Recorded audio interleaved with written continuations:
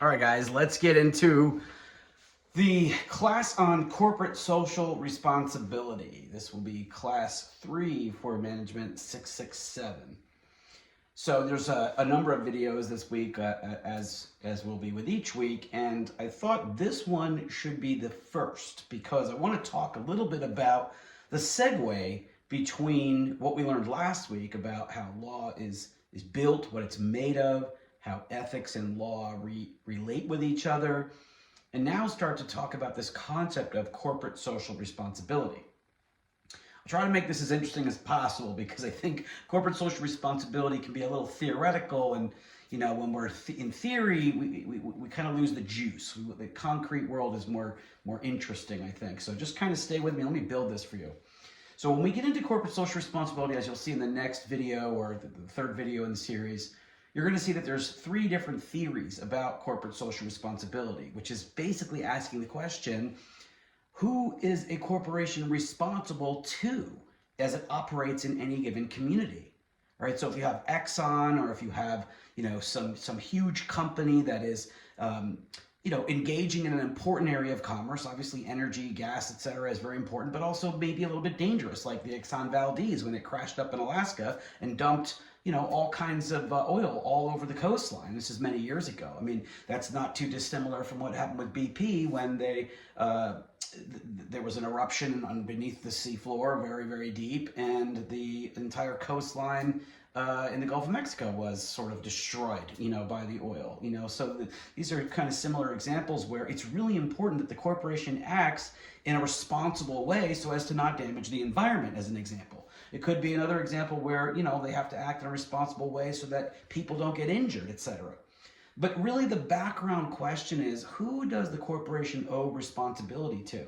Do they owe responsibility to only the stockholders, right? People that actually invested money in the company, which makes a lot of sense. If you invest your money in a company, you want that company to make sure you get a good return on your investment. You don't want the company thinking about other people. You want them thinking about you.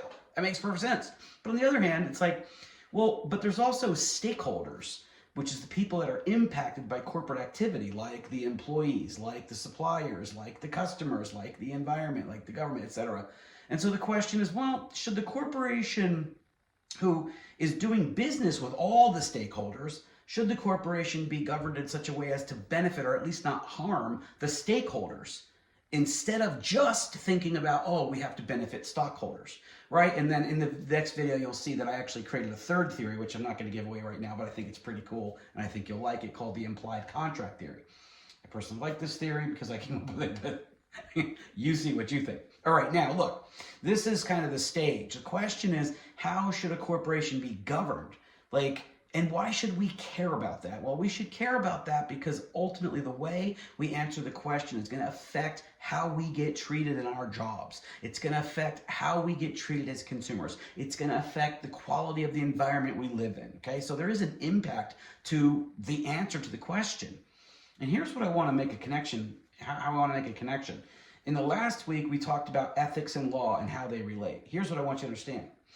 Theories of corporate social responsibility, whether it's a stockholder theory, a stakeholder theory, or an implied contract theory, or something else, those theories are essentially economic and ethical theories. They're ideas.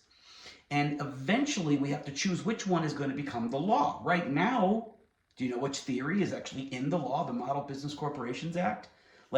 To whom does a corporate officer owe fiduciary duty? Meaning the duty to operate on their behalf and in their best interest. Who does a corporate officer owe a fiduciary duty to? That's a legal standard, right? So in other words, what is the law right now, and which theory has become the law? And the answer is, it's the stockholder theory, that the Model Business Corporations Act, the law itself, has embraced the stockholder theory. And there's an ethical and economic reason for that. Now, what am I trying to say? Well, we learned in the last week that ethical theories become legal principles, or ethical theories or economic theories become legal rules, right? Ethics is the law of tomorrow. Law is the ethics of yesterday. Ethics is the law of tomorrow. And now it's getting kind of interesting, right? Because it's like, well, if in the last 150 years from the Industrial Revolution up to, the 80s or so, we really had this notion that the stockholder is preeminent and we got to protect the stockholder, well, then that theory is going to be in the law, which is what's happening.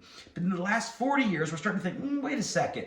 The earth isn't as big as we thought. We're having a bigger impact on it. Or, maybe people are a little bit more susceptible to, that people have more needs that to be in terms of susceptibility to injury, or just the way that management should treat people. Like, we want to elevate the way people experience work, et cetera, et cetera. So wait a second, our theory of ethics, our theory of economics is evolving to incorporate the well-being of nature and the well-being of employees, the well-being of the customer, the well-being of the supplier, et cetera, the stakeholders. And so that theory, as it evolves over time, is eventually going to crystallize into a new legal principle. And that's what I want you to understand, is the connection between last week and this week is essentially that theory eventually becomes the law. The ivory tower theory of the stockholder is preeminent, or the stakeholder is preeminent, or the implied contract theory is the smartest one, which I think it is, whatever the theory is, okay, that eventually becomes the legal rule. That's the point. Theory becomes the law. Ideas become the law. And so it matters what ideas we think are important and why they're workable or why they're better, because as we evolve through time in the next decade or the decade after that, what we're thinking about right now will eventually become the rules that govern the world we live in and our kids and our kids' kids live in. That's the connection. Does that make sense? Very important. Now, the other piece that I want to talk about is the idea of the proactivity of law versus the reactivity, the proactivity of ethics versus the reactivity of law. I guess I'll do another video on that, all right? So first video, understanding that theory becomes reality. That ethics and economic theory becomes legal rules. That's the first thing I want you to understand, okay?